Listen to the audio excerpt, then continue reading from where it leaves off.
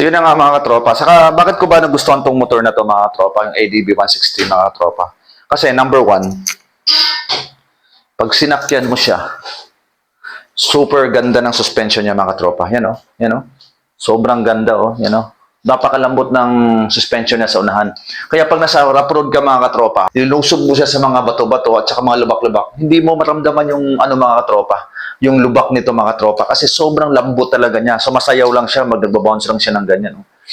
So yun ang pinaka-nagustuhan ko mga katropa. Pangalawa mga katropa, once na pinormahan mo siya mga katropa, nilagyan mo siya ng light grill, melee driving light, Zenlo light, mga ganun, mga crash guard mga katropa, sobrang pogi ng ADB mga katropa. Nagustuhan ko rin dito mga katropa, yung naka-ABS na siya mga katropa. Naka-ABS, mayroon siyang traction control, ganun puan niya.